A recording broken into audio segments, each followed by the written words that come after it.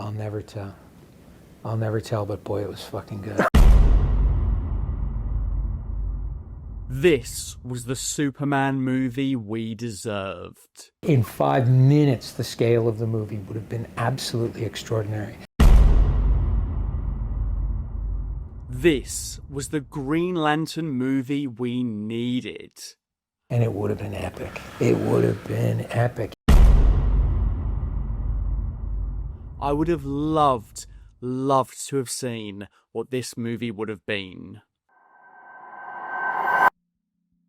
Christopher McQuarrie was recently interviewed by Josh Horowitz on the Happy, Sad, Confused podcast, and he dropped a nugget of pure gold. His take on what his very nearly greenlit Superman movie could have been, the sequel to Man of Steel, with Henry Cavill reprising the role. This could have changed everything we came to know from the now defunct DCEU. I suddenly realized how these two characters had amazing similarities, which also allowed for amazing conflict and an amazing universe-expanding resolution. One of our greatest living action directors taking on the premier DC superhero with a take on the mythology that would have been fresh and exciting, a buddy adventure introducing, finally, a good live-action Green Lantern, most likely played by one of our greatest living action stars, nay, one of our greatest living actors. What was WB smoking when they chose not to greenlight this? Because that's really what Superman is about. It's about hope, and it's about it being inspiring, and it's and the joy that character created. From McQuarrie's comments and his stellar track record, it seems like this would have cut to the core of Superman's character, been full of heart, and a cracking summer blockbuster fueled with high-octane excitement. He gave away very few details, even stating that some he would never tell, but the most intriguing part was the idea of an up-style opening 5 minutes with no dialogue. The first 5 minutes of the movie was a setup after which you knew exactly what made Superman tick, and exactly what Superman was most afraid of, and why Superman made the choices that he made. Now, it could have been assumed that when he said this would sum up the character, it was an origin montage, a la Up. But I think this would have been more likely a single set piece through which we would have jump-started the movie with some awesome tension, and through that action learned exactly what made McQuarrie's Superman tick. The idea of that opening alone would have placed butts firmly in seats, telling the entire Superman character in only images through the power of absolute cinema. I love it when superhero projects have just two superheroes together.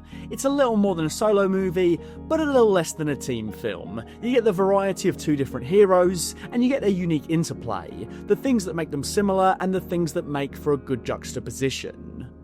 Tom Cruise has long waited to dive into the world of superheroes, famously almost becoming Iron Man, and Hal Jordan would have been so damn perfect that it stings just as much as never seeing Cavill soups in this movie. This would have been Maverick in space, with light constructs uncovering a plot with the last Kryptonian. With McQuarrie breaking the story, I have no doubts it would have been so awesome.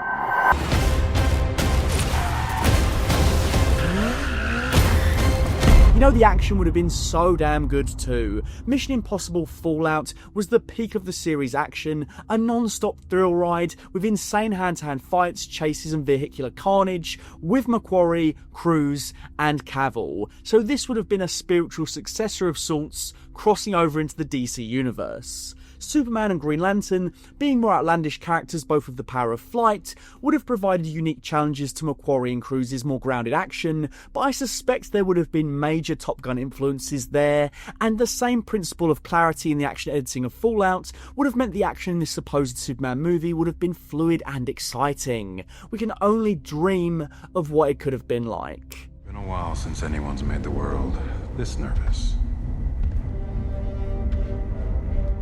Cavill was famously ousted as Superman after being brought back to much fanfare in the post-credit scene of Black Adam. And I think in spite of some wobbly years and alternate cuts and dodgy CGI chins, indirectly because of Cruise and McQuarrie, it felt like that particular Superman would have come back for more films. In this hypothetical movie, Cavill's Superman could have represented the past, the initial DCEU movies, keeping the continuity alive, and Cruise's Lantern could have been the representation of a new phase of DCEU, a brand new character with brand new powers ushering in that fresh take. It could have been the perfect way to respect the past but embrace the future.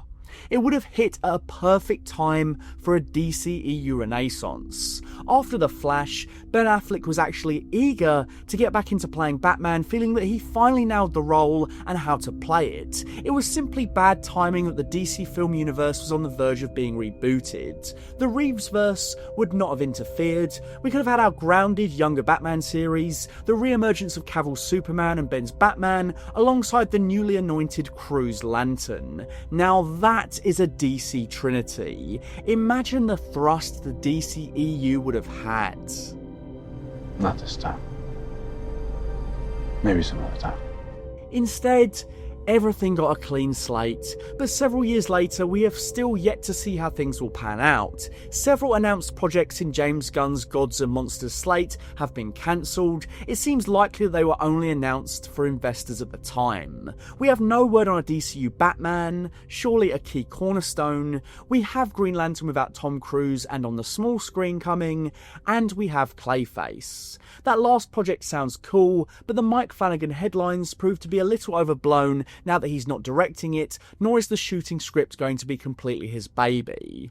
And I must admit, I am so glad that Sergeant Rock movie got cancelled. Of all the things to take up a slot in this new DC universe, why the guy that's like an obscure Z-list character that's just an army soldier in World War II? Can't we just have movies set in World War II? I mean, it's not like we've not already got enough of those. Why does it need to be a film that's taking up a superhero slot in a new DC universe? It seems like an absolute waste of time, and I hope it doesn't re-emerge. Hey buddy, eyes up here. I am trepidatious for the new Superman movie. I haven't been bowled over by either trailer, and I am finding myself wanting to like it more than actually liking it. Nicholas Hoult looks like the best Lex in years, but beyond that, I'm not fond of the weird cinematography choices, the overtly digital washed out grade, or even Lois and Clark themselves. Yeah. I'm really hoping I'll get in the cinema and pinch myself, saying, "What were you worried about? This is great!" I have loved Gunn's previous work in the DC toy box. The Suicide Squad was underrated as hell, and Peacemaker blew every MCU streaming show out of the water. But as with his Marvel work, Gunn works best with the D-listers, the losers, the characters that can rise above their humble origins, and those with which he can rewrite as he sees fit, because they're too obscure for fans to care about.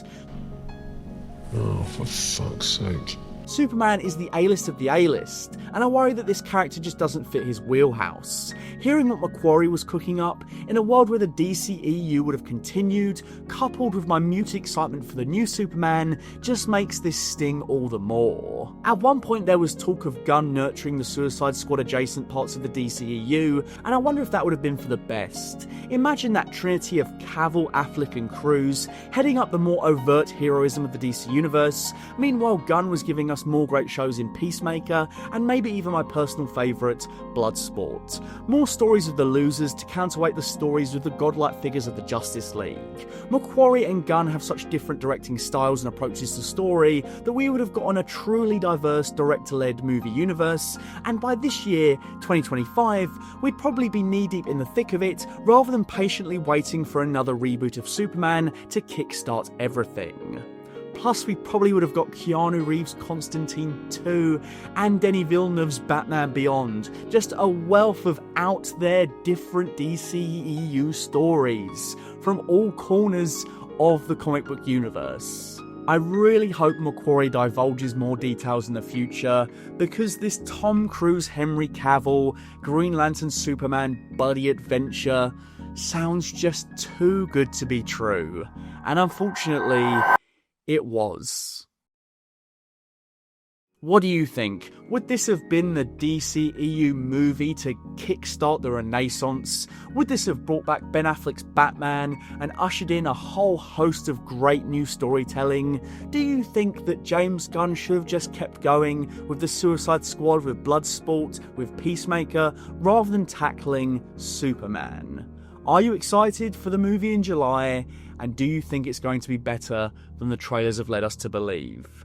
Or do you wish Cavill had been part of this movie in an alternate world? Let me know in the comments below. A huge thank you to Dr. Chike and Peter Vaughan for being my full fat patrons. Your contribution to keeping the channel running is immeasurable. If you'd like to join the Patreon for exclusive goodies, early releases of main videos, the podcast, video scripts, and a thank you in the credits, then please head on over to patreon.com/fullfatvideos to choose one of the paid tiers.